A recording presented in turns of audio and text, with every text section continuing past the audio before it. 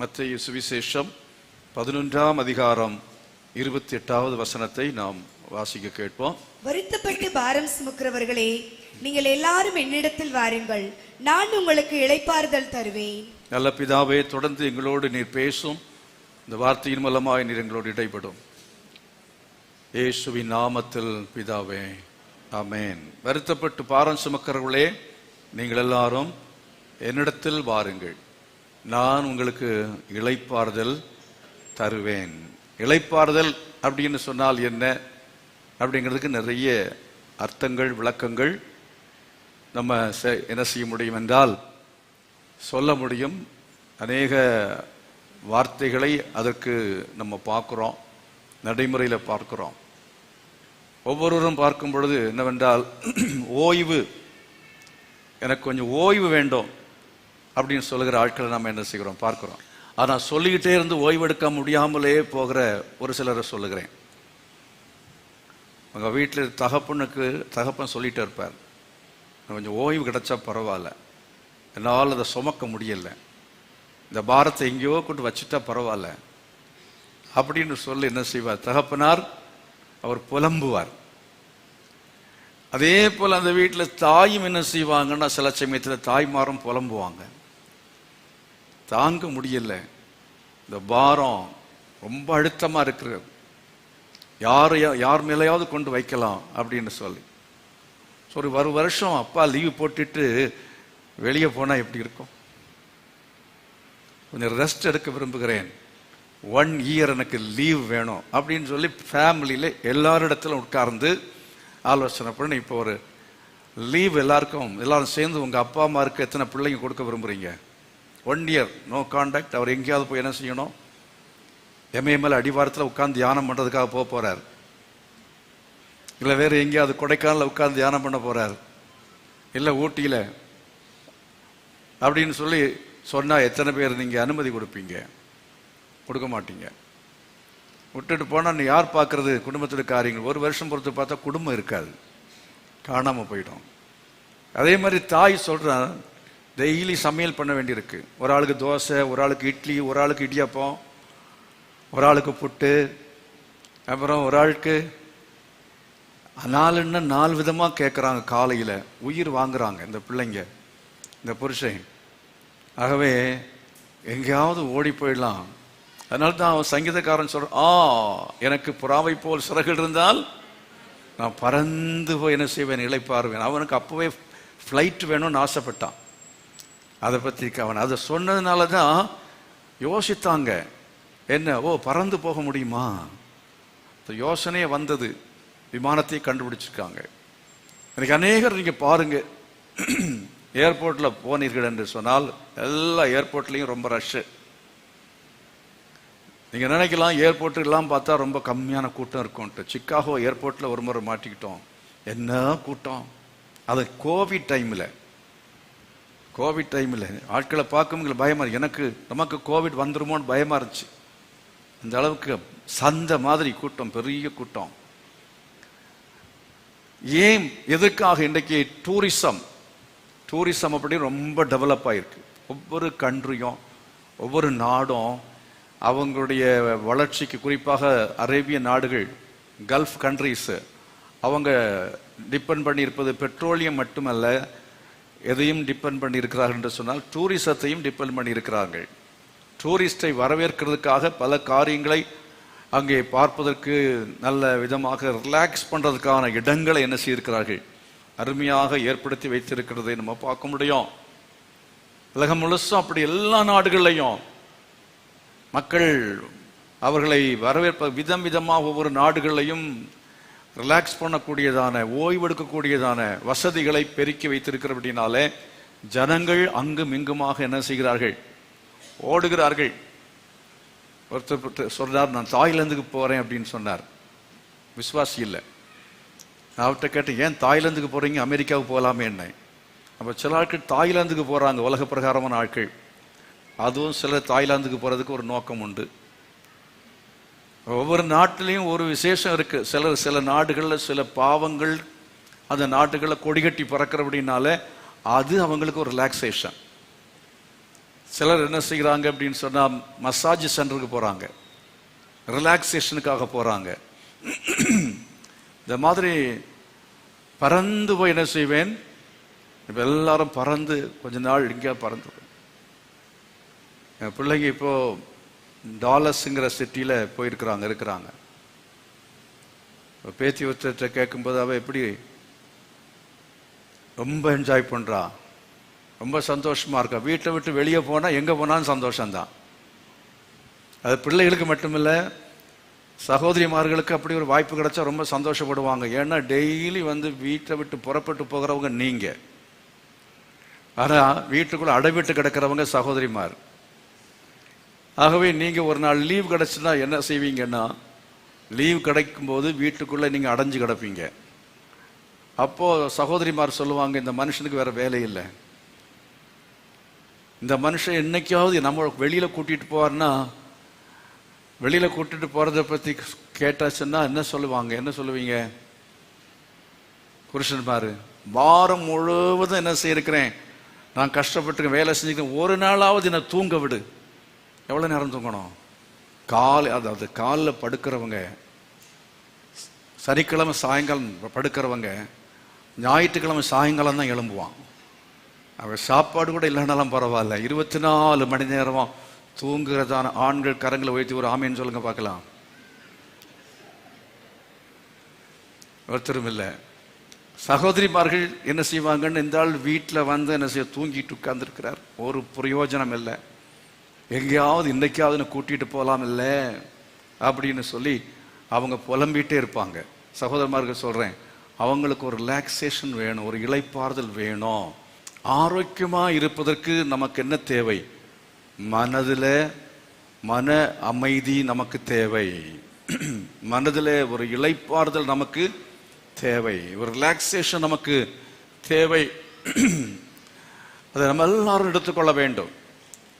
இதை கற்றுக் கொடுத்தவர் யார் என்றால், அப்படி செய்ய வேண்டும் என்று சொல்லி கொடுத்தவர் யார் என்றால் நம்முடைய தேவன். ஆமீன் சொல்லுங்க.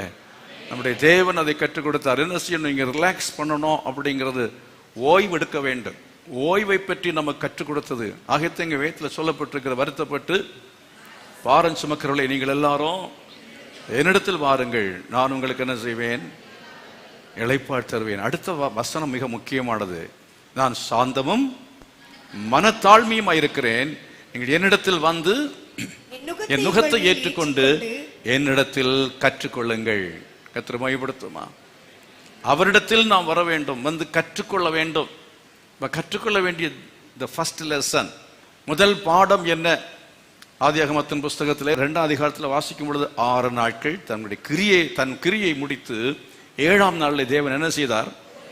ஓய்ந்திருந்தார். அவர் ரெஸ்ட் எடுத்தாராம். அவர் என்ன செய்தார்? ரெஸ்ட் எடுத்தார்.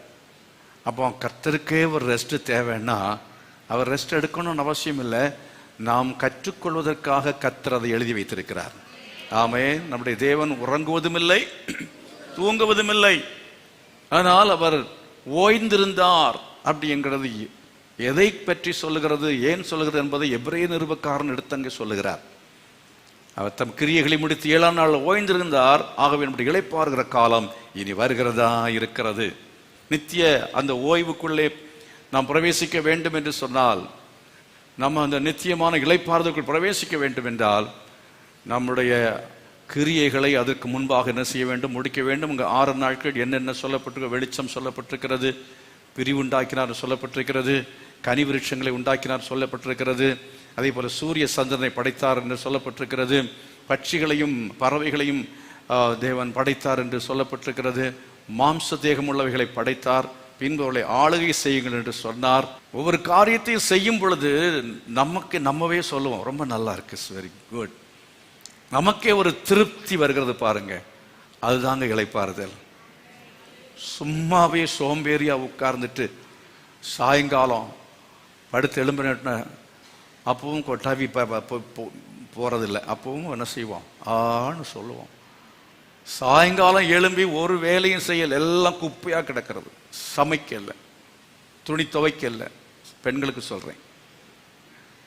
அதே மாதிரி ஆண்களும் ஒரு வேலையும் செய்யல, சும்மா உட்கார்ந்து இருக்கிறதான ஒரு நபர் சாயங்காலத்தில் நல்லது அப்படின்னு சொல்ல முடியுமா?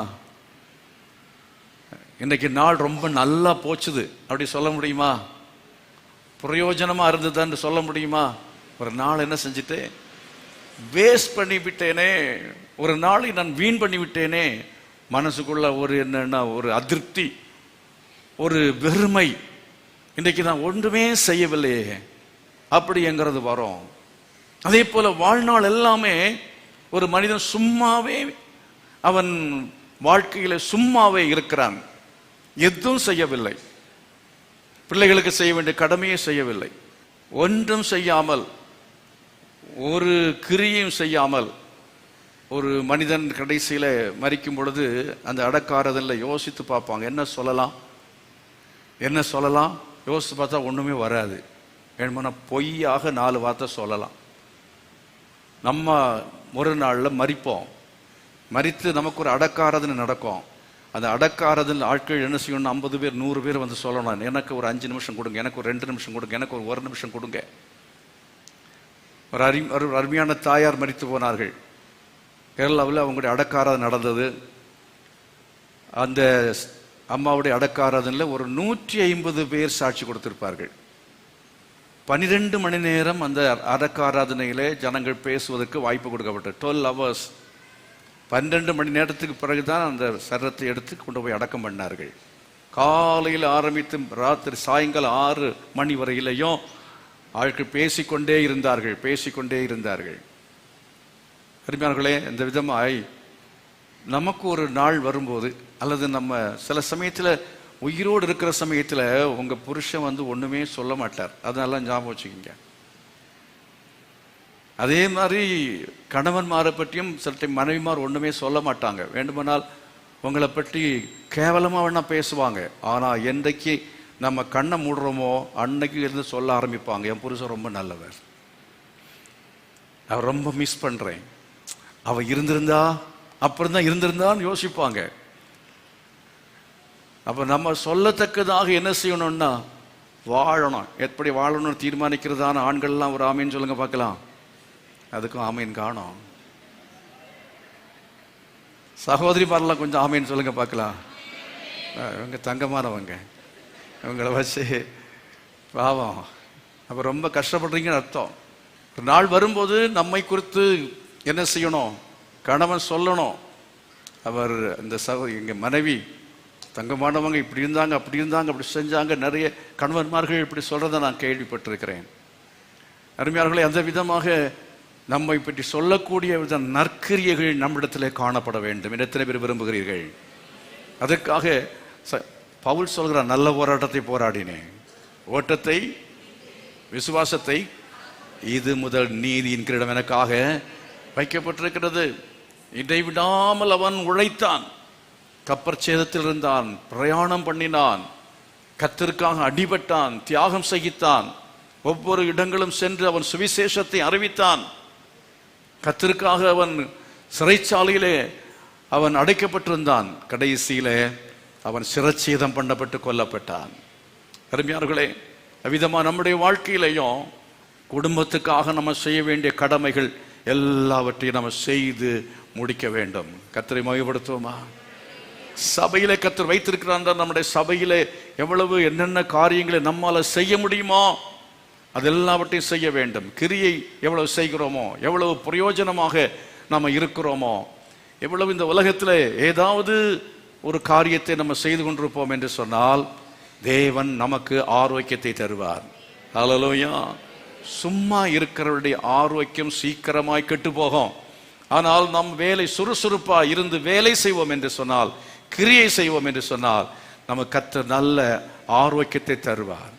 நம்முடைய சரீரம் அது களைப்பு என்று நாம் நினைக்கும் போது நம்ம என்ன செய்யலாம், ஓய்வு எடுக்கலாம், தவறில்லை. தேவையான அளவுக்கு ஓய்வும் எடுக்க வேண்டும் என்பதை உணர்த்துவதற்காகத்தான் கர்த்தர் என்ன செய்தார் என்றால் 6 நாள் வேலை செய்து 7ஆம் நாள்ல ஓய்ந்திருந்தார் என்று அங்கே எழுதப்பட்டிருக்கிறதை நம்ம பார்க்கிறோம்.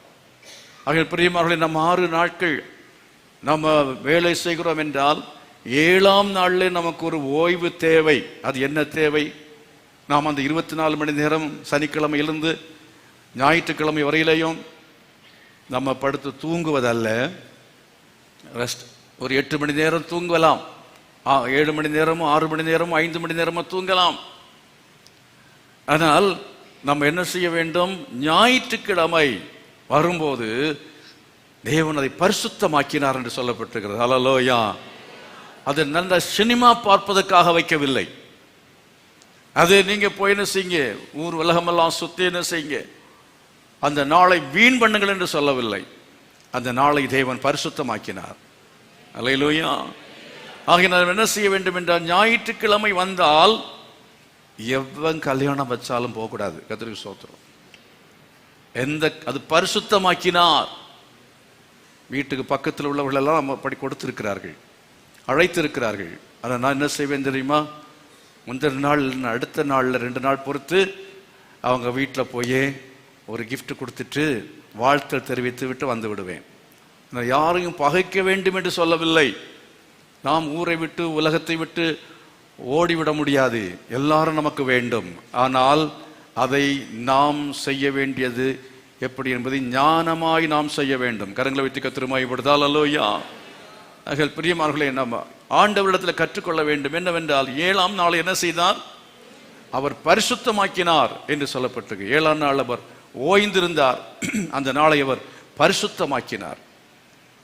அந்த நாளை நாம் என்ன செய்யணும்? பரிசுத்தமாய் ஆசரிக்க நினைப்பாயாக என்று சொல்லி 10 கட்டளைகளிலே கற்பனைகளிலே ஒரு கற்பனையாக ஆண்டவர் அதை நம்ம கொடுத்திருக்கிறபடினாலே அந்த நாளில் நாம் எந்த விதமான கல்யாணங்களுக்கோ காரியங்களுக்கோ காது குத்துக்கோ போகக்கூடாது. ஒருவேளை மிக மிக முக்கியமானவர்கள் மரித்து போனார்கள் குடும்பத்துக்குள்ளே என்று சொன்னால், கர்த்தர் இந்த நாளை பரிசுத்தமாக்கினார், நான் ஆகிய ஆலயத்துக்கு போகிறேன் என்று சொல்லி வர முடியாது. ஆனால் நீங்கள் காலையிலே 5 மணிக்கு வரலாம், இல்லை மாலையிலே 6:30 மணிக்கு வரலாம். ஆகவே அன்றைக்கு நான் தீட்டுப்பட்டு விட்டேன், ஆகையால் இன்றைக்கு கர்த்தர் பரிசுத்த ஆக்கின நாளிலே நான் தீட்டுப்பட்டு விட்டேன், ஆலயத்துக்கு இன்றைக்கு போகக்கூடாது, இனி ஒரு 6 மாசம் நான் விலகி இருக்க வேண்டும். இல்லை, நீங்கள் என்ன செய்ய வேண்டிய அவசியம் இல்லை. சாவு வீட்டுக்கு போனதுனாலேயோ வேற எந்த காரணத்துக்காகவோ ஆலயத்துக்கு வருகிறதிலே எந்த விதத்திலையும் நீங்கள் யோசிக்க வேண்டிய அவசியம் இல்லை. தேவ சமூகம் உங்களை பரிசுத்தப்படுத்துகிறது. தேவ சமூகம் உங்களுடைய ஆத்துமாவை சரீரத்தை கழுவி சுத்திகரிக்கும். ஆகவே தேவ சமூகத்திலே நாம் என்ன செய்ய வேண்டும்? வருவதற்கு எப்போதும் ஆயத்தமா இருக்க வேண்டும். எவ்வளவு அதிகமாய் தேவ சமூகத்துக்கு வர முடியுமோ அவ்வளவு அதிகமாய் நாம் தேவ சமூகத்துக்கு வர வேண்டும். எத்தனை பேர் ஆமீன் சொல்றீங்க? ஆமீன். அல்லேலூயா. அதுக்கு அர்த்தம் என்னன்னா, கல்யாண வீட்டுக்கு போக மாட்டோம்னு சொல்றீங்க. ஸ்தோத்திரம். தேவையில்லாத சாவு வீட்டுக்கு போக வேண்டாம். ஞாயிற்றுக்கிழமை என்று சொன்னால் நாம் என்ன செய்ய வேண்டும்? தேவனுடைய சமூகத்தில் வந்து கர்த்தரை ஆராதிக்கும் பொழுது அப்படிப்பட்டவர்களுக்கு என்றென்றைக்கும் கர்த்தர் இளைப்பாறுதலை தருவார். உங்கள் இளைப்பு என்ன செய்யாது? வராது, ஆறுதல் வரும். இளைப்பு இருக்கிறது, ஆனால் அநேகருக்கு ஆறுதல் இல்லை. இளைத்து போன ஒரு மனுஷனை குறித்த வேதத்தில் நாம் என்ன செய்கிறோம்? பார்க்கிறோம். யார் தெரியுமா? ஏசா என்கிற ஒரு மனுஷன், அவன் களைத்து வந்தான். ஆனால் இளைத்திருக்கிறேனே என்று சொல்லி என்ன கேட்டானா? கொஞ்சம் கூழ் கொடு என்று கேட்டான். என்ன கூழ்? அதாவது நம்ம களைப்பும் இளைப்பும் வருகிற சமயத்தில், அதாவது இந்த உலகத்தில் சில காரியங்கள், தேவன் விரும்பாத வழிகள், தேவனுடைய பிரமாணத்துக்கு புறம்பான காரியங்கள், இதை நாம் என்ன செய்து விடுவோம்? செய்யும்படியான ஒரு தவறு நடந்துவிடும். சரீரம் களைப்பா இருக்கிற சமயத்தில் நம்ம சில சமயத்தில் நாம் என்ன செய்கிறோம்? எரிச்சல் வந்து விடுகிறது. சரீரம் களைப்பா இருக்கிற சமயத்தில் நான் சில வேளையில் டென்ஷன் ஆகி விடுறோம், கோபப்பட்டு விடுகிறோம். ஆகவே ஆண்டவர் சொன்னார், என்னிடத்தில் கற்றுக்கொள்ளுங்கள், நான் சாந்தமும் மனத்தாழ்மையுமா இருக்கிறேன், என் நுகத்தை ஏற்றுக்கொண்டு என்னிடத்தில் என்ன செய்யுங்கள்? கற்றுக்கொள்ளுங்கள் என்று சொன்னார். ஆக பிரியமானவர்களே, நம்ம டென்ஷன் எப்பவுமே டென்ஷனா இருக்கிறோம். தேவன் அவர் 7ஆம் நாள் ஓய்ந்திருந்தார் என்று சொல்லும் பொழுது, அவர் டென்ஷன் இல்லாத ஒரு கடவுள் உலகத்தில் உண்டு. நம்ம ஆண்டவர் தான், நம்ம ஆண்டவர் தான் டென்ஷன் இல்லாதவர். அவர் சொல்லுற, நான் சாந்தமும் மனத்தாழ்மையுமா இருக்கிறேன். ஆகினால் கிறிஸ்தவர்களும் தேவ பிள்ளைகளும் அவர்களும் எப்படி இருக்க வேண்டும்? சாந்தமும் மனத்தாழ்மையுமா இருக்க வேண்டும். கையில வைத்து கேளுங்க, ஆண்டவரே நான் சாந்தமா இருக்கணும், மனத்தாழ்மையா இருக்கணும், உம்மிடத்தில் அதை கற்றுக்கொள்ள வேண்டும் என்று விரும்புகிறேன். அதுக்காக ஆண்டவர் என்ன செய்தார் தெரியுமா? ஆண்டவர் என்ன செய்தார்? அவர் தன்னுடைய வேலையை அவர் டிவைட் பண்ணி கொண்டார், வேலையை பிரித்தார். எல்லாவற்றையும் என்னையன்றி உங்களுக்கு வேற தேவர்கள் உண்டாக வேண்டும் என்று சொன்னார். ஆனால் அதே வேளையில ரட்சிப்பின் கிரியானாலும் சரி, சிருஷ்டிப்பின் வேலையானாலும் சரி, பிதாவாக, குமாரனாக, பரிசுத்தாவியானவராக, திரியேக தேவனாக அவர் தம்முடைய வேலையை அவர் செய்யத்தக்கதான ஒரு டீம் ஸ்பிரிட் உள்ள கடவுள் தான் நம்முடைய ஆண்டவர். கர்த்தர் மகிமைப்படுதால் அல்லையா? நீங்க உங்க குடும்பத்தில் பிள்ளைகளும் பெற்றோருமாய் சேர்ந்து திட்டமிட்டு உங்கள் காரியங்களை செய்யும் பொழுது, தனியாக என் மனைவிட்ட நான் கேட்க மாட்டேன், பிள்ளைகிட்ட கேட்க மாட்டேன், நான் தான், என்னை அன்றி வேற தேவர் இல்லை என்று ஆண்டவர் சொன்னார். நீ என்ன இல்லாமல் வேற யாரும் இங்க அதிகாரம் கிடையாது, நான் தான் ராஜா, நான் எடுக்கிறது தான் தீர்மானம், வேற யாரும் கேட்கக்கூடாது அப்படி என்று சொல்லி கணவன் நீங்கள் வீட்டிலே தீர்மானம் எடுத்து செயல்பட்டால் நிச்சயமா அந்த வீட்டில் குழப்பம் இருக்கும், அந்த வீட்டில் சமாதானம் இருக்காது, இளைப்பாறுதல் இருக்காது. ஆகினால் என்ன செய்ய வேண்டும் என்று சொன்னால், இப்போ நம்ம சபையை எடுத்துக்கொள்வோம். நாளை தினத்தில் சாயங்காலத்தில் எக்ஸிக்யூட்டிவ் லீடர்ஷிப் டீம் அவர்களோடு கூடி உட்கார்ந்து நான் பேசுவதற்கான நேரம் தீர்மானித்திருக்கிறோம். ஒவ்வொரு காரியங்களை செய்யும் பொழுது ஊழியர்களை சேர்த்து உட்கார வைத்து அவங்களோடு ஆலோசித்து வேலைகளை செய்கிறோம். இந்த ஆராதனை நடக்கிறதுக்கு முன்பதாக ஒவ்வொரு காரியங்களையும் செய்வதற்கு ஆட்களை ஏற்படுத்தி அவர்கள் சரியாய் அந்த வேலைகளை பிரித்து கொடுத்திருக்கிறோம். ஆகினால்தான் என்ன செய்ய சுமூகமாக ஊழியங்கள் நடைபெறுகிறது. இதே போலத்தான் நம்ம என்ன செய்ய வேண்டும் என்று சொன்னால், வீட்டிலையும் உட்கார்ந்து பிள்ளைகளோடு பேசணும், மனைவியோடு பேச வேண்டும். ஒரு இடத்தை வாங்க போகிறோம், அது வாங்கலாமா? ஜெபம் பண்ணுங்கள், யோசிக்க வேண்டும், பிள்ளைகளோடு உட்கார்ந்து யோசிக்க வேண்டும், திட்டமிட வேண்டும். திருமணங்கள், ஒரு வீடு வாங்குறது, ஒரு கார் வாங்குறது, எதுவாக இருந்தாலும் சரி, குடும்பம் உட்கார்ந்து குடும்பத்தில் இருக்க பிள்ளைங்களும் சின்ன குழந்தையும் கூட பக்கத்தில் உட்கார வச்சு அதுகிட்டையும் கேளுங்க, அதுகிட்டையும் கேட்கணும். அது கேட்கும்போது சொல்லும், அப்போ அது பழகட்டும். தான் யாரோ அப்படின்பது அல்ல, சின்ன பிள்ளைகளையும் நம்ம சேர்த்து உட்கார வைத்து ஜெபம் பண்ணி நாம் தீர்மானம் எடுக்கிற ஆட்களாக இருப்போம் என்று சொன்னால் நிச்சயமாகவே உங்களுடைய வாழ்க்கை அது இளைப்பாறுதலின் வாழ்க்கையாக இருக்கும். உங்கள் குடும்ப வாழ்க்கை அது ஆசீர்வாதமாக இருக்கும். தனித்து நின்று செயல்படுகிறதான எந்த குடும்பமும் அது இளைப்பாறுதல் உள்ள குடும்பமாக இருக்க முடியாது, அது ஆசீர்வாதமாக இருக்கவே முடியாது. தேவன் 7ஆம் நாளை அவர் என்ன செய்தார்? ஆசீர்வதித்தார். பின்பு அவர் என்ன செய்தார்? எல்லாவற்றையும் நல்லதென்று கண்டு ஆசீர்வதித்தார் என்று சொல்லி வேதம் சொல்லுகிறது. ஆகினால் நாம் என்ன செய்ய வேண்டும்? சேர்ந்து வேலை செய்யணும், சேர்ந்து வேலை செய்யணும். நம்ம அந்த டீம் ஸ்பிரிட் நமக்கு இல்லைன்னு ஒரு ஆஃபீஸில் எங்கிருந்தாலும் சரி, ஒற்றுமையாய் வேலை செய்ய நம்ம கற்றுக்கொள்ள வேண்டியது அவசியமாக இருக்கிறது. பெரிய சவால் என்ன? பாஸ்டர்ஸுக்கு சபை வளர வளர வளர என்ன அப்படின்னா, பாஸ்டர்ஸுகளுக்கு டென்ஷன் ஜாஸ்தி, டென்ஷன் ஜாஸ்தி. அந்தந்த வேலையை கொடுக்குறவங்க சரியாக செஞ்சிட்டா பாஸ்டருக்கு என்ன இல்லை, பாஸ்டருக்கு இளைப்பாறுதலாக இருக்கும். பாஸ்டர் என்ன செய்வார்? 960 வருஷம் ஜீவிப்பார். நான் 61 போட்டுக்குங்க. உண்மையாக சொல்கிறேன், ஒருவேளை ஆண்டவர் அப்படி கூட என்ன செய்வார்? காலத்தை கொடுப்பார். நான் 960 வருஷம் ஜீவிக்கணும் விரும்புங்க, ஒரு அல்லில சொல்லுங்க பார்க்கலாம். பாதி பேர் சொல்லியிருக்கீங்க. அதனால நான் தீர்மானத்தை தான் வாபஸ் வாங்கிக்கிறேன், நான் வாழ போறதில்லை. சிலர் தெரியும் இந்த அல்லிலியா போட்டு பிரயோஜனம் இல்லைன்னு தெரியும், ராத்தா சும்மா இருந்தீங்க. உங்க வீட்டில் இந்த மாதிரி இருந்தால் உங்க அப்பா ரொம்ப நாள் உயிரோடு இருப்பார். டென்ஷன் இருக்கா? ஹார்ட் அட்டாக் சீக்கிரம் வராது, பிபி அதிகமாகாது, சுகர் அதிகமாகாது. நோவாவை பெற்ற பொழுது மெத்துசூலா என்ன செய்தானா? மெத்துசூலா இல்லை, லாமேக்கு தகப்பன், இவன் நம்மை தேற்றுவான் என்று சொல்லி அவனுக்கு நோவா என்று பெயரிட்டான். மற்றவர்களை தேற்றக்கூடிய ஒரு மகனாக மகளாக இருக்க வேண்டும், மனைவியை தேற்றுகிற ஒரு கணவனாக இருக்க வேண்டும், கணவனை தேற்றுகிற ஒரு மனைவியாக இருக்க வேண்டும். பாஸ்டருக்கு இருக்கிற டென்ஷனை குறைக்கக்கூடியதான விசுவாசிகளா இருக்கணும். உங்கள் வாழ்க்கையில் எத்தனை பேர் திருப்தியோடு இருக்கிறீங்க?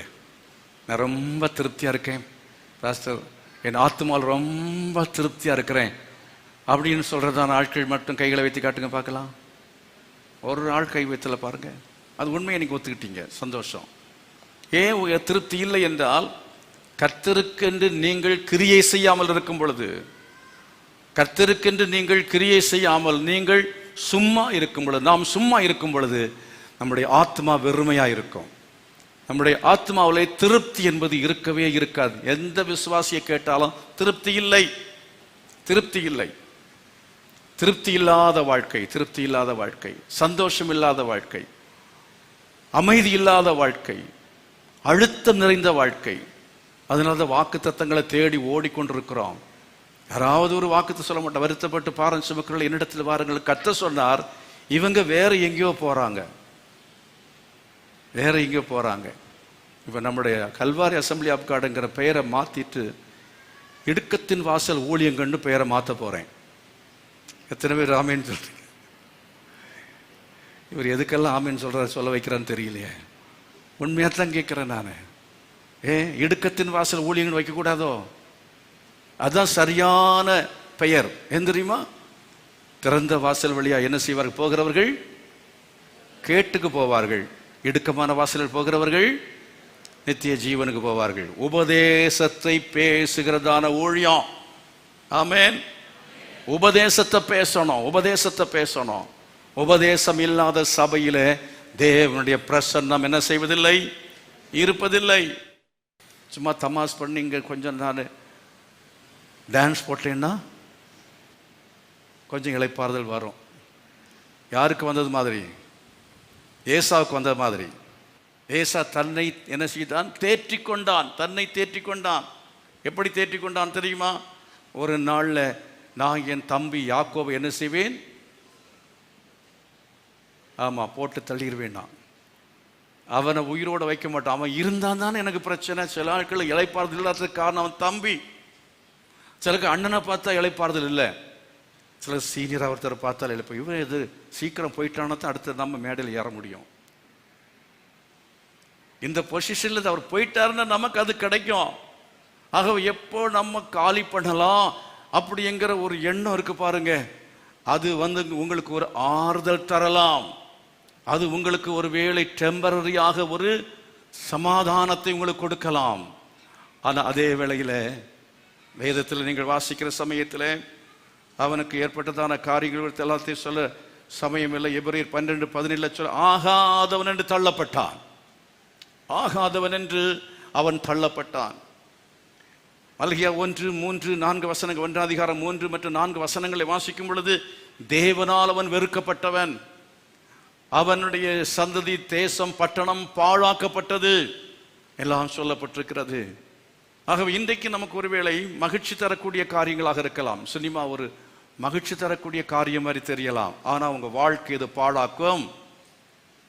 உங்கள் வாழ்க்கையிலே அது என்ன செய்யும் என்றால், ஒரு பாவம் செய்யும் பொழுது அந்த நேரத்தில் நமக்கு சந்தோஷமா இருக்கும். ஆனா அதுக்கு பிறகு உண்டாகிற குற்ற உணர்வு இருக்கு பாருங்க, அது நம்மை கொன்று போடும். அவ கொஞ்ச நேரம் சந்தோஷம், ஒரு நாள் வாழ்வுக்கு, ஒரு வேளை பயிற்றும் கூழுக்காக அவன் என்ன செய்தானா? அவன் தன்னுடைய சேஷ்ட புத்திர பாகத்தை விற்று போட்டான். அநேக தங்க அபிஷேகத்தை விற்று போடுகிறார்கள், அநேக தங்க ரட்சிப்பை விற்று போடுகிறார்கள், ஆவிக்குரிய சபையை விற்று போட்டு உலக பிரகாரமான இடங்களுக்கு போகிறார்கள். அருமையானவர்களே, ஒரு பயிற்றங்கூழ் அது எப்படி இருந்துச்சா? இன் ரெட் இன் கலர், சிவப்பு கலர்ல இருந்துச்சா. பாவம் எப்படி இருக்கும்? சிவப்பாகத்தான் இருக்கும். அது இட் வில் அட்ராக்ட் எனிஒன். யாரையும் அது என்ன செய்யும் என்றால் கவர்ச்சி செய்யும். கவர்ச்சி செய்கிற காரியங்கள் மூலமாக ஒரு மகிழ்ச்சி,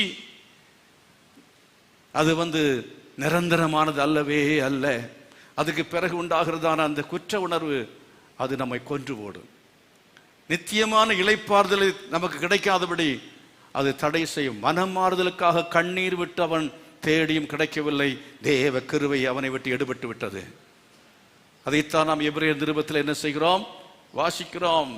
ஆனால் பிரியமானவர்களே, நம்ம வாழ்க்கையில நாம் என்ன செய்ய வேண்டும்? இந்த உலகத்தில் உள்ளதான பாவ சந்தோஷங்களினாலே நம்மை நாமே தற்காலிகமாய் தேற்றிக்கொண்டு உலகத்துல ஜீவிக்காதபடிக்கு ஆண்டவர் கொடுக்கிற அந்த இடுக்கமான வாசல் வழியா போனாலும் அதுல ஒரு இளைப்பாறுதல் உண்டு. ஹல்லேலூயா. உபதேசத்து கீழ்ப்படிந்து உபதேசத்தின்படியாய் வாழும்போது நமக்கு ஒரு என்ன இருக்கிறது?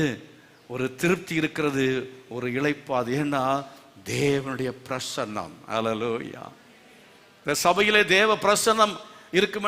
அந்த பிரசன்னம் தான் உங்களுக்கு எதை கொடுக்கிறது? ஆறுதலை கொடுக்கிறது. அதுதான் உங்களுக்கு இளைப்பாறுதலை கொடுக்கிறது. கஷ்டத்தோடு வந்தேன், 6வது நேரத்தில் அந்த பாட்டு எனக்கு ஒரு ஆறுதலை கொடுத்தது. ஒரு வார்த்தை எனக்கு ஆறுதலை கொடுத்தது.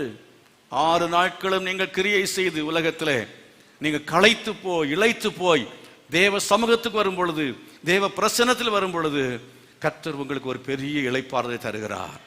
இந்த இளைப்பாறுதலை எத்தனை பேர் அனுபவித்துக் கொண்டிருக்கிறீர்கள்? கரங்களை வைத்து கர்த்தர் மகிமைப்படுத்தாலோ. அருமையானவர்களே, அதுவரை நீங்க காத்திருக்க வேண்டிய அவசியம் இல்லை. 7ஆம் நாள் ஆண்டவர் உயர்ந்திருந்தால், ஆனால் மனித வாழ்க்கையில கர்த்தர் என்ன செய்கிறார்? அவர் 8 மணி நேரம் எல்லாவற்றால், அதாவது 8 மணி நேரம் தூங்குவதற்காக நம்முடைய சரீரத்தை படைத்திருக்கிறார். ஆகவே தினந்தோறும் நாம் ஒரு குறிப்பிட்ட நேரம் என்ன செய்ய வேண்டும்?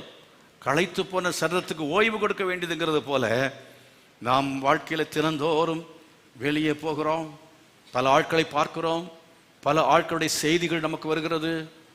அதை பார்க்கும் பொழுது களைப்பு வந்து விடுகிறது, இளைப்பு வந்து விடுகிறது. எபிரேயர் 12ஆம் அதிகாரத்தில் வாசிக்கிற சமயத்தில் நீங்கள் உங்கள் ஆத்மாவிலே இளைத்து போனவர்களாய் என்று சொல்லப்பட்டு உங்கள் ஆத்மாவிலே இளைத்து போகாதபடிக்கு எபிரேயர் 12ஆம் அதிகாரத்தில் நீங்கள் இளைப்புள்ளவர்களாய் உங்கள் ஆத்துமாக்களில் சோர்ந்து போகாதபடிக்கு, ஆத்துமாக்களிலே சோர்ந்து போகாதபடிக்கு தமக்கு விரோதமாய் பாவிகளால் செய்யப்பட்ட இவ்விதமான விபரீதங்களை சகித்த அவரையே நினைத்துக் கொள்ளுங்கள். அல்லேலூயா. ஆத்மாவில் இளைப்பு என்ன செய்யும்? வரும். சாயங்காலத்தில் நம்ம உட்கார்ந்து ஆண்டவர் சமூகத்தில் பாரத்தை எல்லாம் வைக்க வேண்டும். ஆண்டவருடைய வசனம் சொல்ல, கர்த்தர் மேல் உன் பாரத்தை வைத்து விடு. எப்போ? வருஷத்துக்கு ஒரு முறை அல்ல, தினந்தோறும் பாரத்தை அவர் மேல் வைக்க வேண்டும். ஆண்டவர் எல்லாவற்றையும் மேல வைத்து விடுகிறேன். அதாவது ஈசாக்கு கேட்கிறான் பாருங்க, அப்பாட்ட என்ன கேட்கிறான்? நெருப்பு இருக்கிறது, கத்தி இருக்கிறது, ஆட்டுக்குட்டி எங்கே? அவன் ரொம்ப டென்ஷன். ஆராதனைக்கு கூட்டிக் கொண்டு போகிற சமயத்தில் முக்கியமாய் தேவையான பலிப்பொருள் இல்லை. அவன் மிகவும் என்ன செய்யறான்? ரொம்ப டென்ஷனா இருக்கான். அப்பா ஆட்டுக்குட்டி எங்கப்பா, ஆட்டுக்குட்டி எங்கப்பா கேட்டுட்டே வர்றான். ஆனால் தகப்பன் சொல்றான், அவனுக்கு எந்த டென்ஷனும் இல்லை, எல்லாத்தையும் அப்பா பார்த்துக்கிடுவார். அவர் சொன்ன வாக்கு தத்தங்கள் எங்கே? அவர் பார்த்துக் கொள்வார். அவருக்கு இல்லாத கவலை எனக்கு இதற்கு. சில டைமில் ஊழியத்தை அப்படித்தான் நினைப்பேன். சில சமயம் ரொம்ப கவலையாக இருக்கும், ரொம்ப டென்ஷனாக இருக்கும். அவருக்கு இல்லாத கவலை எனக்கு என்ன, அவர் பார்த்து கொள்ளட்டும் என்று சொல்லி ஊழியத்தை செய்கிறபடினா தான் இவ்வளவு காலமும் ஊழியத்தை செய்ய முடிகிறது. அருமையார்களே, உங்கள் வீட்டை பொறுத்த காரியங்கள் அப்படித்தான். கர்த்தருக்கு இல்லாத, நான் அவருடைய பிள்ளை, என் குடும்பத்தை அவர் கையில் ஒப்பு கொடுத்து விட்டேன், என்னுடைய காரியங்களை அவர் கையில் ஒப்பு கொடுத்து விட்டேன், என் மகன் காரியம் என் மகள் காரியம் எல்லாம் அவர் கையில் ஒப்பு கொடுக்கிறேன். நான் இதற்காக என்ன கவலைப்பட்டு என் ஆத்மாவிலே சோர்ந்து போக மாட்டேன். நான் என்ன செய்வேன்? ஆண்டுடைய பிரசன்னத்துக்குள்ளே என்னை காத்துக்கொள்ள என்னை ஒப்பு கொடுக்கிறேன் என்று சொல்லி ஒப்பு கொடுக்க வேண்டும். ஹல்லேலூயா. எத்தனை பேர் அப்படி ஒப்பு கொடுக்க விரும்புறீங்க? கர்த்தரிடத்தில் பாரத்தை வைக்க விரும்புறீங்க? தேவ சமூகத்தில் தினந்தோறும் ஜெபம் பண்ணி, ஆண்டவரே என் பாரங்கள் கவலை எல்லாம் உண்மையில் வைத்து விடுறேன், கர்த்தர் நீர் பார்த்துக் கொள்வீர். If you are in the presence of God, God will take care of everything. தேவனுடைய பிரசன்னத்தில் நாம் இருப்போம் என்றால் கர்த்தர் எல்லாவற்றையும் பார்த்துக் கொள்வார். அதை சொல்லி நான் முடிக்க விரும்புகிறேன். அருமையார்களே, நீங்கள் பழைய ஏற்பாட்டிலே ஆதியாகமத்தின் புஸ்தகத்தில் வாசிக்கிற சமயத்தில் நோவா காலத்தில் அங்கே ஜலப்பிரளயம் உண்டாயிற்று. ஜலப்பிரளயம் உண்டாகிய அந்த ஜலப்பிரளயம், அதாவது மழை பெய்து முடிந்த பிற்பாடு அவ என்ன செய்தானா, ஜலம் வற்றி போயிட்டோ என்று அறிந்து கொள்ளும்படியாக ஒரு காகத்தை வெளியே விட்டான் என்று சொல்லி பார்க்கிறோம். 8ஆம் அதிகாரத்தில் அங்கே 7ஆம் வசனத்தை சொல்லப்பட்டிருக்கிறது. 6ஆம் வசனத்தை பார்க்கிறோம். ஜன்னலை திறந்து அவன் காகத்தை என்ன செய்தான்? வெளியே விட்டான். ஜன்னலை திறந்து அவன் காகத்தை வெளியே விட்டான். இதை சொல்லும்பதாக சொல்லுகிறேன். அந்த பேழைக்குள்ளே காகம் இருந்தது, கீழே பார்க்கிறோம் புறா இருந்தது, பறவைகள் பலவிதமான பறவைகள் இருந்தது, பருந்தும் அங்கு இருந்தது, கழுகும் அங்கு இருந்தது, அதே போல சிங்கம் இருந்தது, புலி இருந்தது, மான் இருந்தது, குரங்கு இருந்தது. குரங்கு ஒரு சேட்டையும் பண்ணாமல் இருந்தது, கர்த்தருக்கு ஸ்தோத்திரம். புலி யாரையும் அடிக்காமல் இருந்தது, கர்த்தருக்கு ஸ்தோத்திரம். அதைத்தான் நம்ம ஏசாயாவில் பார்க்கிறோம். புலி என்ன செய்யுமா? பசுவோடு கூட சேர்ந்து மாட்டை போல புல்லை தின்னும். சிறுவன் பாம்பின் புற்றில் என்ன செய்வான்? கை போடுவான். ஆனால் பாம்பு என்ன செய்யாது? தீங்கு செய்யாது. என் பரிசுத்த பர்வதம் எங்கும் தீங்கு செய்வார் ஒருவரும் இல்லை. ஆமென். அப்படி அது பொருந்தணும்னா அங்கேயும் அப்படி பொருந்துச்சது. அங்க ஒரு பிரச்சனையுமே இல்லை. பல மாதங்கள் எல்லாம் ஒன்றாக கூடியிருந்தாங்க. நான் கேட்குறேன், உங்களால் ஒரு இடத்துல ஆஃபீஸில் 8 மணி நேரம் நிம்மதியாக இருக்க முடியுமா? அதுக்குள்ள எத்தனை கடி, எத்தனை பிடி, எத்தனை அடி, என்னென்ன நடக்கும்? மேனேஜருக்கு பெரிய தலைவலி. வீட்டுக்குள்ளே பாருங்க, 3 பிள்ளைங்க 4 பிள்ளைங்க, அதுக்குள்ள என்ன செய்கிறாங்க? முடிய பிடிச்சி பின்னி பிச்சிடுறாங்க. அவ்வளோதான். அங்கே மல்யுத்த போட்டி நடக்கும். அநேக வீட்டில் புருஷனை மனைவி அடிக்கிற அடி பக்கத்தில் கேட்குது. அதுதான் அவங்க ரட்சிக்கப்படாமல் இருக்கிறாங்க. இதெல்லாம் வராமல் இருக்கணும்னா இளைப்பாறுதல் அந்த பேழைக்குள் இருந்தது. காரணம் என்ன தெரியுமா? இந்த காட்ஸ் பிரசன்ஸ். ஆமென், ஹல்லேலூயா. தேவ பிரசன்னம், தேவ பிரசன்னம், தேவ பிரசன்னம் அந்த பேழைக்குள்ள இருப்பது காரணம் என்ன? ஒரு சபையில தேவ பிரசன்னம் இருக்க வேண்டும் என்றால் தேவன் கட்டளையிட்டபடியாக பேழை அங்கே செய்யப்பட்டது போல கர்த்தர் கட்டளையிடுகிற பிரகாரமாக உங்கள் வீடு கட்டப்படும் என்றால், உங்கள் குடும்பம் கட்டப்படும் என்றால், சபை கட்டப்படும் என்றால் தேவ பிரசன்னம் இருக்கும். விசுவாசிக்கிற தேவ பிள்ளைகள் கரங்களை வைத்து கர்த்தரை மகிமைப்படுத்து. அல்லேலூயா. உபதேசம் இல்லாத இடத்துல தேவ பிரசன்னம் இருப்பதில்லை. எங்கேயும் போய் தீர்க்க தரிசனம் அப்படி இப்படி போய் உட்கார்ந்து இருக்காதுங்க. நான் போன வாரம் சொன்னேன், போன வாரத்துக்கு முந்தின வாரம் சொன்னேன் நினைக்கிறேன். இங்க சொன்னா இல்லையா? ஆமா. என்ன வந்து இறங்கும்? பறவைகள் வந்து இறங்கும், காரிருள் மூடும். வெட்ட வேண்டியது வெட்டணும். வெட்டுறாரு சொல்லிட்டு நீங்க போனீங்கன்னா போற இடத்துல வெட்ட மாட்டாங்க. கத்தியும் இருக்காது, வெட்ட மாட்டாங்க. எங்கிட்ட கத்தி பெருசா இருக்கிறதா வெட்டிட்டு இருக்கேன். கர்த்தருக்கு ஸ்தோத்திரம். வெட்டாத இடத்துக்கு போனீங்கன்னா தேவ பிரசன்னம் இருக்காது. அங்க பறவைகள் தான் என்ன செய்யும்? இறங்கும். ரத்தம் சிந்த வேண்டும். ரத்தம் சிந்தாமல் பட்டயத்தை அடக்கி கொள்ளுகிற ஊழியக்காரன் சபிக்கப்பட்டவன் என்று பரிசுத்த வேதம் சொல்லுகிறது. ஆகையால் தான் பட்டயத்தை எடுக்கிறோம். அருமையானவர்களே, தேவ பிரசன்னம் இருந்த காரணம் என்னன்னா, கர்த்தர் சொன்னாரு, இவ்வளவு நீளம், இவ்வளவு அகலம், இவ்வளவு உயரம் இருக்கணும். அதுல கொஞ்சம் கூட இம்மி அளவாவது அவர் கிடக்கிறார் அப்படின்னு சொல்லிக்கிட்டு நோவா கொஞ்சம் மாற்றம் பண்ணியிருந்தாண்டா. அங்க வந்து ஆசாரி சொல்றான், இங்க என்னன்னா இங்க வந்து இது மூல குத்து, ஆகவே இதை இப்படி மாத்தி வையே. இங்க கிச்சன் இருக்க கூடாது. கிச்சன் இருந்தா ஆமா வீட்டுக்கு நல்லது இல்லை. அதுக்கு பேர் என்ன சொல்லுவாங்க? வாஸ்து. ஆமா, எல்லாரும் தெரிஞ்சு வச்சிருக்கீங்க. பார்க்காட்டா சரி. ஆமா, இது எல்லாத்தையும் வந்து சொல்லுவானுங்க. அவன் சொல்லுவான். சொல்லும் பொழுது கல்யாணம் வரும்போது வருவான், வீடு கட்டும் போது வருவான், சாகும் போதும் வருவான். நம்ம செத்து கிடந்தா கூட விட மாட்டான்.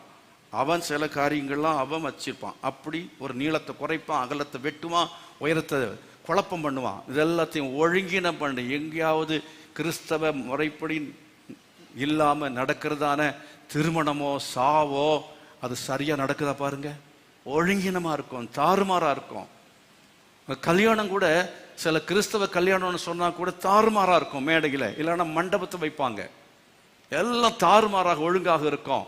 நீளம் சரியா இருக்கணும், அகலம் சரியா இருக்கணும், உயரம் சரியா கர்த்தர் சொன்னபடி இருந்தால் நிச்சயமாகவே தேவ பிரசன்னம் இருக்கும் என்பதில் சந்தேகம் இல்லை. கர்த்தர் மகிமைப்படுத்தும். ஹல்லேலூயா. அப்படி பிரசன்னம் நமக்குள்ள இருந்தா, நம்ம வீட்டில் இருந்தா இளைப்பாறுதல் உண்டாயிருக்கும். ஹல்லேலூயா. எத்தனை பேர் இந்த பிரசன்னம் வேண்டும் என்று விரும்புகிறீர்கள்? எத்தனை பேர் வேண்டும் என்று விரும்புறீங்க? ஹல்லேலூயா. கைகளை உயர்த்தி அப்படி ஒப்பு கொடுத்து ஜெபம் பண்ணுங்க. ஆண்டவரே, உம்முடைய பிரசன்னத்தால் என்ன நிரப்புங்க, உம்முடைய பிரசன்னத்தால் என்ன நிரப்புங்க. ஓ ஹல்லேலூயா. என் வாழ்க்கையில சந்தோஷம் வரட்டும்ப்பா, சமாதானம் வரட்டும்.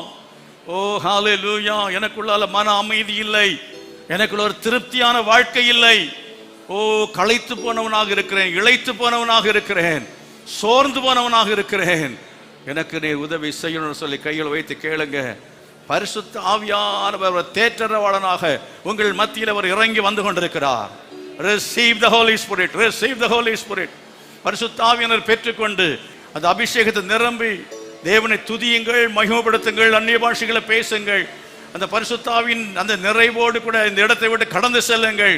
ஓ பரிசுத்த ஆவியானவருடைய பிரசன்னம் உங்கள் வீடுகளில் இருக்கத்தக்கதாக, உங்கள் வீடுகளிலே ஜெபம் இருப்பதாக, குடும்ப ஜெபம் இருப்பதாக, வேத வாசிப்பு இருப்பதாக, அசுத்தமான காரியங்கள் எல்லாம் அகற்றப்படுவதாக, தேவ பிரசன்னத்தை கெடுக்கிற காரியங்கள் உங்கள் குடும்பங்களை விட்டு அகன்று போவதாக. இயேசு கிறிஸ்துவின் நாமத்தினாலே ஒரு பெரிய விடுதலையும் சமாதானமும் ஆசீர்வாதமும் ஒவ்வொரு குடும்பங்களிலும் உண்டாகட்டும். சண்டைகள், பிரிவினைகள் எல்லாம் அகன்று போகும்படியாய் ஜெபிக்கிறேன். சமாதானத்தை கெடுக்கிறதான சத்துருவின் ஆவிகள் நிர்மூலமாக்கப்படுவதாக, நிர்மூலமாக்கப்படுவதாக, நிர்மூலமாக்கப்படுவதாக. ஓ ஹalleluya, hallelujah, glory, glory, glory, glory, glory to God. Thank you Jesus, praise the Lord. Thank you Lord, hallelujah, hallelujah, hallelujah. உமக்கு ஸ்தோத்திரம் ஆண்டவரே, உமக்கு ஸ்தோத்திரம், உமக்கு ஸ்தோத்திரம், உமக்கு ஸ்தோத்திரம். கையில் வைத்து ஜெபம் பண்ணு. ஆண்டவரே என் குடும்பத்தில் சமாதானம் இல்லைன்னு சொல்கிறார், கையில் வைத்து ஜெபம் பண்ணி கேளுங்க. ஆண்டவரே என் குடும்பத்தில் சமாதானம் இல்லைன்னு ஜெபம் பண்ணு. கர்த்தர் உங்கள் குடும்பங்களில் சமாதானத்தை கட்டளையிடுவாராக, சமாதானத்தை கட்டளையிடுவாராக. ஓ தேவ ஆவியானவர் அதை உங்களுடைய குடும்பத்தை அவர் அவருடைய கண்ட்ரோலுக்குள்ளால அவர் கொண்டு வர வேண்டும் என்று அவருடைய கரங்களை ஒப்பு கொடுங்க. ஆவியானவரே என் வாழ்க்கையை ஒப்பு கொடுக்கிறேன், என் குடும்பத்தை ஒப்பு கொடுக்கிறேன், நீ என் குடும்பத்தை ஆளுகை செய்வீராக. Take control of my house, family, oh God. என்னுடைய குடும்பத்தை நீர் ஆண்டவரை பொறுப்பெடுத்துக் கொள்ளும். கையை வைத்து ஆண்டு சமயம் வாய்களை திறந்து ஜெபம் பண்ணுங்க. நல்ல ஸ்தோத்திரம் பண்ணுகிற வேளையில தேவ மகிமை உங்கள் மேல் வந்து இறங்க இறங்க இறங்க இறங்க இறங்க இறங்கத்தக்க இறங்குற சமயத்தில் சோர்வு நீங்கும், பலவீனம் நீங்கும், களைப்பு நீங்கும். ஓ ஹalleluya. கர்த்தர் உங்களுக்கு சந்தோஷத்தை தருகிறார், சமாதானம் தருகிறார். அந்நிய பாஷைகள் பேசுகிற சமயத்தில் இதுவே உங்கள் ஆறுதல் என்று சொல்லுகிறார். அந்நிய பாஷையினாலும் இன்னும் இன்னும் பரியாச உதடினாலும் இந்த ஜனத்தோட பேசுவார். ஆமா, இதுவே உங்கள் ஆறுதல் என்று சொன்னாலும் கேட்க மாட்டோம் என்று சொல்லுகிறீர்கள் என்று வசனம் சொல்லுகிறபடி எல்லா கைகளை வைத்து அபிஷேகம் பெற்ற ஆட்களும் அந்நிய பாஷையில ஜெபம் பண்ணுங்க. ஹalleluya. ஆண்டவரோடு கூட ஜெபம் பண்ணுங்க, அந்நிய பாஷையில ஜெபம் பண்ணுங்க. உங்கள் பிரச்சனைகளை நீங்க ஆவியில் நிரம்பி சொல்லுங்க, ஆண்டவரோடு சொல்லுங்க. ஜெபம் உங்களுக்கு இளைப்பாறுதலை கொண்டு வந்து கொண்டிருக்கிறது. தேவனுடைய வசனங்களுக்கு ஒப்பு கொடுக்கிற தேவ பிள்ளைகள் மேல் அவருடைய பிரசன்னம் இறங்குகிறது. தேவ பிரசன்னம் இறங்க இறங்க அசுத்த வல்லமைகள் கட்டுகள் அகன்று போகிறது. சாத்தானுடைய நுகத்தடிகள் எல்லாம் அகன்று போகிறது. ஓ தேவன் தன்னுடைய நுகத்தை உங்கள் மேல், அபிஷேகத்தின் நுகம், ஆமென் ஹalleluya, அபிஷேகத்தினால நுகங்கள் முறிக்கப்படும். தேவனுடைய ஆசீர்வாதத்தின் நுகம் உங்கள் மேல் வந்து இறங்குகிறது. ஹalleluya. Thank you Jesus. Hallelujah. இதோ மனிதர்கள் மத்தியில் வாசம் செய்பவரே, எங்கள் நடுவிலே வசித்திட விரும்பிடும் தெய்வமே.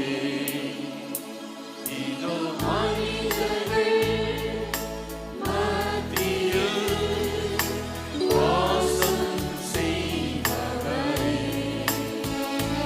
எங்கள் நடுவிலே வசித்திட விரும்பிடும் தெய்வமே. உமக்கு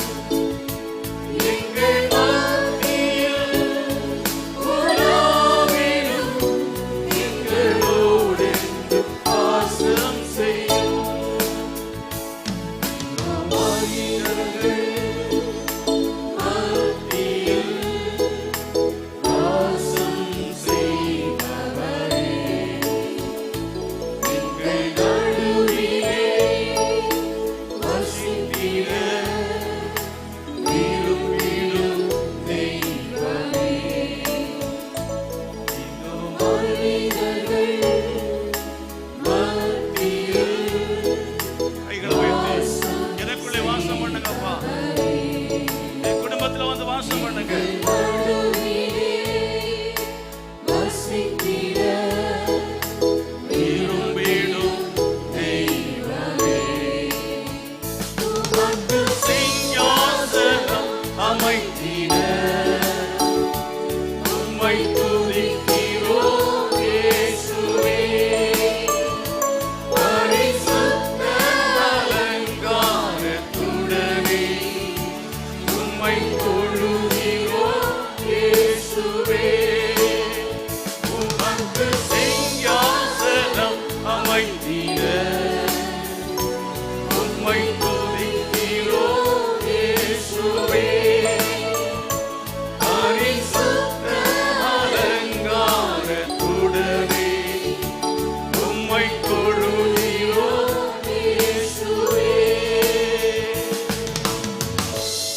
எல்லாரும் சேர்ந்து சொல்லுவோம். என் ஆத்துமாவே கர்த்தரை ஸ்தோத்திரி, என் முழு உள்ளமே பரிசுத்த நாமத்தை ஸ்தோத்திரி.